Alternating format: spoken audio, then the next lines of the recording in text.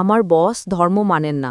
আপনার বস জানতেন না, আপনি জানতেন না, আমিও জানতাম না, কিন্তু আমি বিশ্বাস করতাম। তিনি বলেছেন যদি এই প্রশ্নের উত্তর পান তবে হয়তো ইসলাম গ্রহণ করবেন, আমি আপনাকে ব্যাখ্যা করছি। কারণ এখন এআই খুব বিপজ্জনক হয়ে গেছে।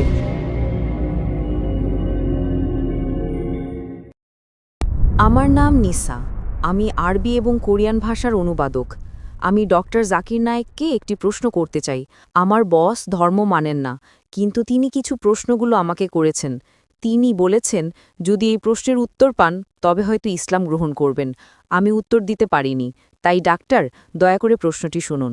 আমার বস বলেছেন কেন কোরআনে কৃত্রিম বুদ্ধিমত্তা, এআই এবং কম্পিউটার প্রযুক্তি সম্পর্কে কিছু বলা হয়নি, কারণ এখন এআই খুব বিপজ্জনক হয়ে গেছে। এটি অনেক কিছু করতে পারে, যে কোনো কিছু সিদ্ধান্তও নিতে পারে। আমার বস এ ব্যাপারে খুব কৌতূহলী।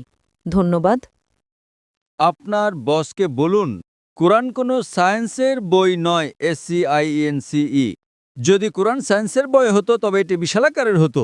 এই যে ভবনটি দেখছেন এর ভেতরে যত বই রাখা সম্ভব সব বই মিলেও এর সমান হতো না।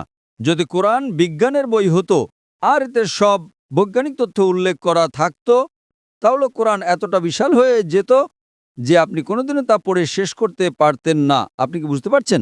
হ্যাঁ ডক্টর। কোরআন কোনো সায়েন্সের বই নয়।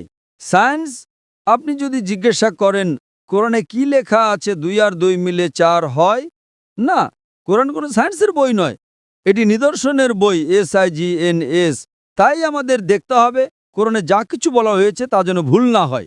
যদি আপনি মনে করেন যে কোরআনের সব কিছুই উল্লেখ থাকা উচিত, তাহলে ভাবুন তো বিজ্ঞানে কত হাজার হাজার PhD আছে, doctor, engineer, heart specialist, brain specialist. এই সব কিছু যদি কোরআনে লেখা হতো আর আপনি তা পড়া শুরু করতেন, তাহলে আপনার পুরো জীবনেও তা শেষ করতে পারতেন না।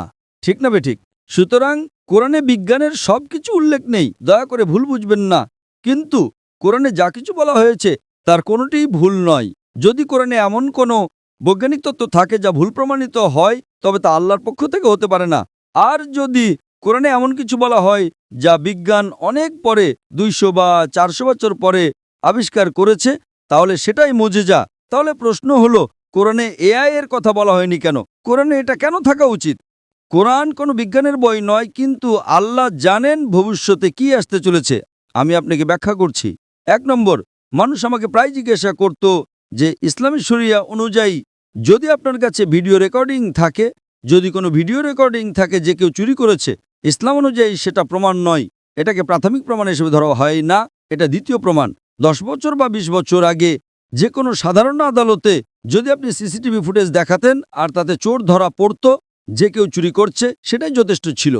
কিন্তু ইসলামে তা নয়। ইসলামে চোখের সাক্ষী প্রয়োজন। তখন মানুষ অবাক হয়ে বলতো এটা কেমন ধর্ম? কোনটা বেশি নির্ভরযোগ্য, প্রত্যক্ষদর্শী নাকি ভিডিও রেকর্ডিং? কোনটা ভালো, ভিডিও রেকর্ডিং ঠিক না ভুল? আপনার বসকে জিজ্ঞাসা করুন। সুতরাং 20 বছর আগে যদি আপনার কাছে ভিডিও রেকর্ডিং থাকতো তবে তা ইসলামের চেয়ে সুবিধাজনক না। প্রত্যক্ষদর্শী হলো প্রাথমিক প্রমাণ, ভিডিও রেকর্ডিং গ্রহণযোগ্য ছিল না। আজ যখন কৃত্রিম বুদ্ধিমত্তা এসেছে, আপনি সহজেই আপনার ডাকাতের একটা ভিডিও তৈরি করতে পারেন। ঠিক না ভুল? ঠিক। সুতরাং এখন মানুষ জেগে উঠেছে। আজ এটি প্রাথমিক প্রমাণ নয়, তাই ইসলাম অনেক উন্নত। আল্লাহ জানতেন AI আসতে চলেছে। আপনি কি বুঝতে পারছেন? হ্যাঁ। আপনার বস জানতেন না, আপনি জানতেন না, আমিও জানতাম না, কিন্তু আমি বিশ্বাস করতাম। আমি বলেছিলাম না ইসলাম সঠিক। হয়তো আগামীকাল কিছু ঘটবে। আমি AI সম্পর্কে জানতাম না, কিন্তু 15 বছর আগে আমার উত্তর ছিল শরিয়া সঠিক। আমরা জানি না আগামীকাল এমন কিছু ঘটবে যে ভিডিও রেকর্ডিং যথেষ্ট প্রমাণ হবে না। এটাই ছিল আমার উত্তর, এবং আজ আমার উত্তর সঠিক। আপনি কি বুঝতে পারছেন? সুতরাং আল্লাহ AI সম্পর্কে জানেন, তাই ভিডিও রেকর্ডিং প্রাথমিক প্রমাণময়। আপনি কি বুঝতে পারছেন? হ্যাঁ। কিন্তু প্রত্যক্ষদর্শী হলো প্রাথমিক প্রমাণ। সুতরাং আল্লাহ AI সম্পর্কে জানেন। যদি তিনি সবকিছু লিখতে শুরু করেন, আপনি ছোট কোরআনই পড়েননি, আপনি চিকিৎসা, ভ্রূণতত্ত্বে সবকিছু সম্পর্কে কি পড়বেন? না, এটি টেলিগ্রাফিক মেসেজ। সুতরাং এটি ঈশ্বরের পক্ষ থেকে নয়, তা প্রমাণ করার জন্য আপনাকে ভুল খুঁজে বের করতে হবে।